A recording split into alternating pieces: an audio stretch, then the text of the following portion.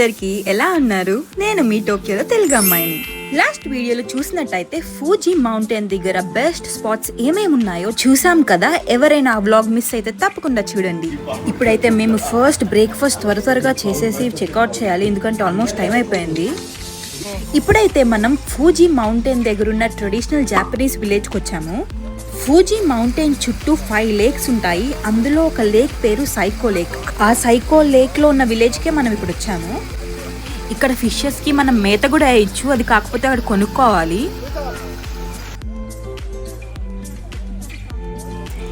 ఇక్కడ అల్లం కూడా అమ్ముతున్నారు, కానీ స్టాఫ్ ఎవరు లేరు చూడండి. జస్ట్ ఒక బాక్స్ పెట్టారు, మనం తీసుకున్నాక డబ్బులు వేయడానికి. ఇదొక సీక్రెట్ విలేజ్, ఎందుకంటే చాలా మందికి తెలియదు. సో ఫూజీ మౌంటైన్ దగ్గరికి వచ్చినప్పుడు తప్పకుండా విజిట్ చేయండి. ఆ బుడ్డదాన్ని భయపెడదామని వేసుకున్నాను.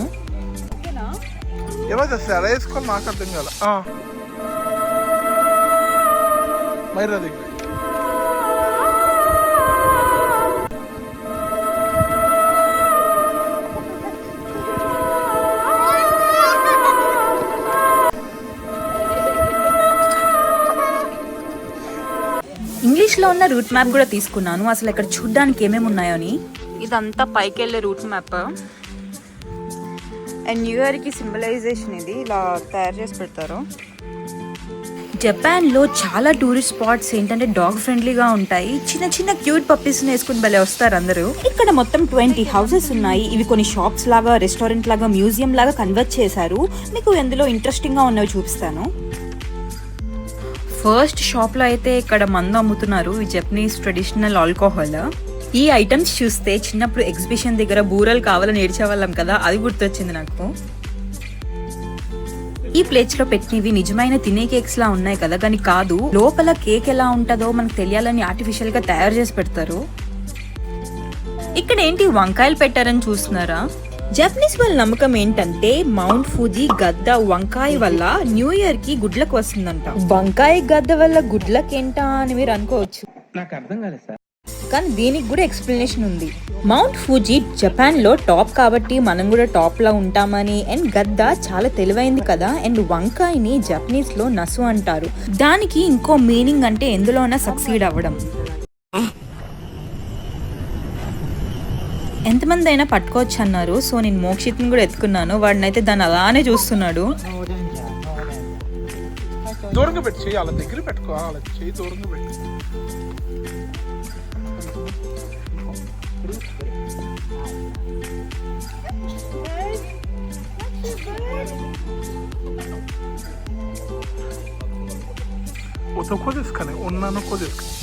ఈ విలేజ్ కి ఒక ట్రాజిక్ స్టోరీ ఉంది. 1966 లో పెద్ద టైఫూన్ వచ్చి ఈ విలేజ్ ని డిస్ట్రాయ్ చేసింది. వాళ్ళు మళ్ళీ రీకన్స్ట్రక్ట్ చేసి దీన్ని ఒక మ్యూజియం కింద తయారు చేశారు.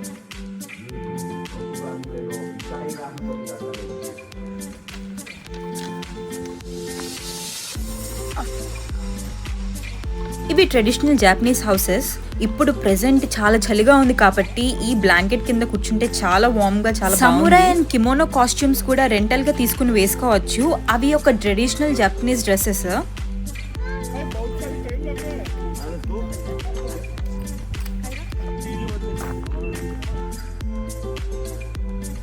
ఈ ప్లేస్ అయిపోయిన తర్వాత అరకురాయామ పార్క్ వచ్చాము. దీన్ని పాపులర్ గా చిరైతో పగోడా అని కూడా అంటారు. ఈరోజు మనం అన్లక్కి ఫూజీ మౌంటైన్ మీద ఫుల్ క్లౌడ్స్ ఉన్నాయి. మేబీ చూడాలి, ఇంకా పైకి క్లైమ్ చేసిన తర్వాత ఏమైనా చేంజ్ అవుతుందేమో.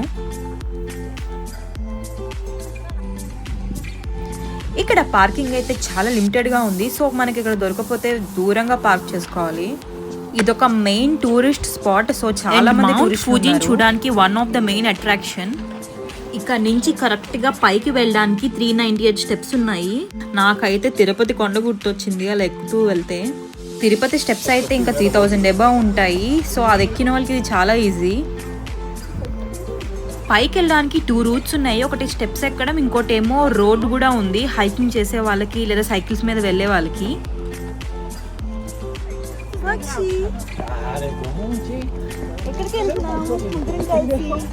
ఎక్కడికి వెళ్తున్నాం?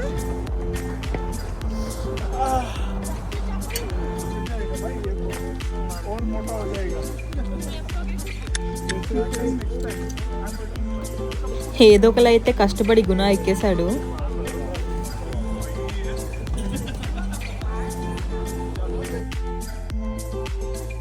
దీన్ని పగోడా అంటారు. మొత్తం 5 స్టోరీడ్ బిల్డింగ్. వినడానికి పకోడీలా ఉంది కదా. ఫొటోస్ కోసం అందరు క్యూలో వెయిట్ చేస్తున్నారు. వరల్డ్ వార్ 1 and 2లో 960 వారియర్స్ చనిపోయారు. సో వాళ్ళకి జ్ఞాపకంగా కట్టారు బిల్డింగ్.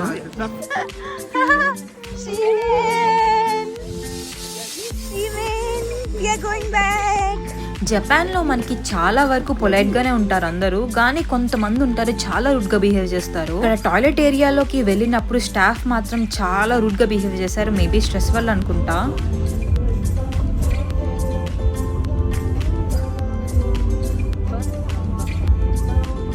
సో ఇక్కడ నుంచి మేము మౌంట్ ఫూజీ కొండ దగ్గరలోకి వెళ్దామని ప్లాన్ చేసుకున్నాము. ఇదేదో మెలడీ రోడ్ అంట. కరెక్ట్ గా సర్టన్ స్పీడ్ లో వెళ్తే మ్యూజిక్ వస్తుంది. ఫూజీ మౌంటైన్ కి వెళ్లే దారిలో ఉంది.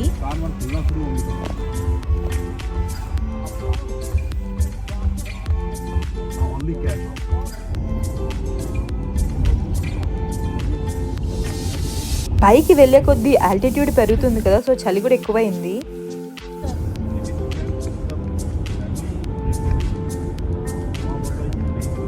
ఐస్ గడ్డలు ఫామ్ అయినప్పుడు రోడ్డు మీద పడకుండా ఇలా షీల్డ్స్ లా పెట్టారు. మనం ఇప్పుడు కరెక్ట్ గా 3rd స్టేషన్ కి వచ్చాము. సో వెనకాలే మనకి ఫూజీ మౌంటైన్ కనిపిస్తుంది. చాలా దగ్గరలో ఉంది. దగ్గరలో ఉన్నట్టు ఉంటుంది కానీ చాలా దూరంగా ఉంటుంది యాక్చువల్గా. 5th స్టేషన్ వరకు మనం రావచ్చు.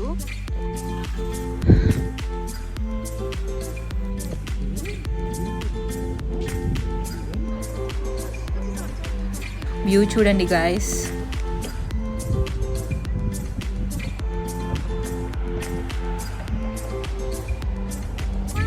Everyone look at the view from the left. Here you can stop. यहाँ रुको ना, यहाँ पे यहाँ जगह है ना अपने की. यहाँ रुको. సో మనం ఇప్పుడు 5th స్టేషన్కి వచ్చాము. మౌంట్ ఫూజీ పై వరకు వెళ్ళడానికి మొత్తం 10 స్టేషన్స్ ఉంటాయి. సో 5th స్టేషన్ వరకు మనం వెళ్ళొచ్చు. 5th స్టేషన్ తర్వాత నుంచి హైకింగ్ చేసే వాళ్ళే వెళ్ళాలి. హైకింగ్ ఎప్పుడు పడితే అప్పుడు చేయలేము. కేవలం జూలై టు సెప్టెంబర్ మంత్ లోపే, ఎందుకంటే ఇప్పుడు చాలా చలిగా ఉంటుంది, ఫుల్ స్నో ఉంటుంది. 5th స్టేషన్లోనే మేము చలి తట్టుకోలేకపోతున్నాము. నాకు కూడా ఫూజీ హైకింగ్ చేయాలని ఎప్పటి నుంచో ఉంది, కానీ చూడాలి ఎప్పుడవుతుందో. ఈ చల్ల వెదర్లో వేడివేడి కాఫీ తాగితే భలే ఉండిద్ది కదా. కాఫీ తెచ్చుకున్న 5 minutesకే చల్లగా అయిపోయింది. వెళ్దామా ట్రెక్కింగ్ కి అమ్మతో? Will you go to trekking? అమ్మతో ట్రెక్కింగ్ వస్తావా? ఫూజీ మౌంటైన్ క్లైమ్ చేసేటప్పుడు అందరూ ఇక్కడికి వచ్చి దేవుడికి దండం పెట్టుకుని సక్సెస్ఫుల్గా వెళ్ళి రావాలని కోరుకుంటారు.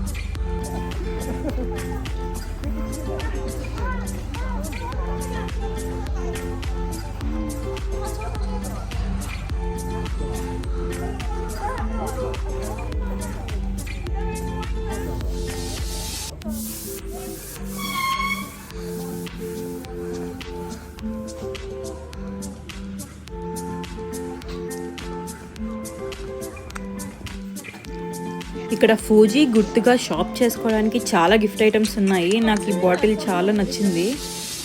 और ऊपर नहीं पहुंच पा.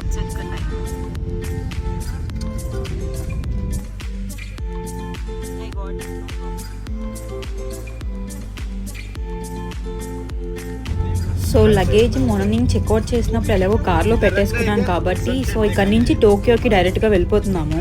रुकना यहाँ क्या सनसेट के लिए?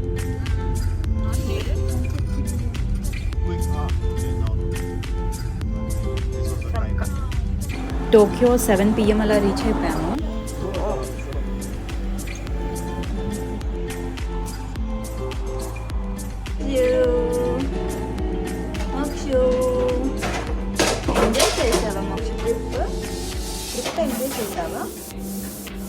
ఎంజాయ్ చేసావా మోక్ష? ఇంకా తిరిగి జాపనీస్ రెస్టారెంట్కి వచ్చాము. ఇదొక కంప్లీట్ జాపనీస్ ట్రెడిషనల్ రెస్టారెంట్ లా ఉంది. మాతో వచ్చిన ఫ్రెండ్స్ కంప్లీట్ వెజిటేరియన్స్ మాట. సో వాళ్ళకి ఫుడ్ దొరకలేదు సరిగ్గా ఈ 2 days. సో వాళ్ళ కోసం ఒక వెజిటేరియన్ రెస్టారెంట్ వెతికాము. సో ఫస్ట్ మాకు గ్రీన్ టీ సర్వ్ చేశారు. దీన్ని టెంపురా అంటారు. టెంపురా అంటే ఫ్రైడ్ వెజిటేబుల్స్, సేమ్ మన పకోడీ ఎలా ఉంటుందో అలానే వెజిటేబుల్స్ బ్యాటర్లో వేసి ఫ్రై చేస్తారు.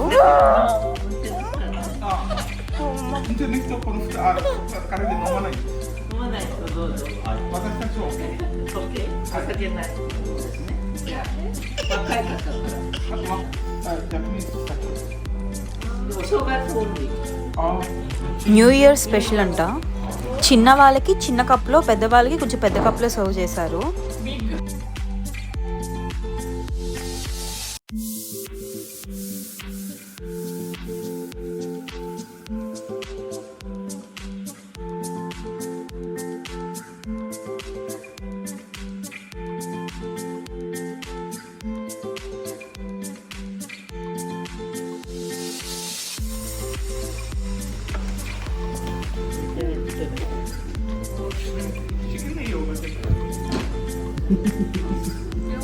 ఇందులో ఏమేమి ఉన్నాయంటే బ్రింజాల్ ఉంది, లోటస్ రూట్ ఉంది, మనం తింటాం కదా గుమ్మడికాయ ఉంది, స్వీట్ పొటాటో ఆకుకూరతో కూడా చేస్తారు.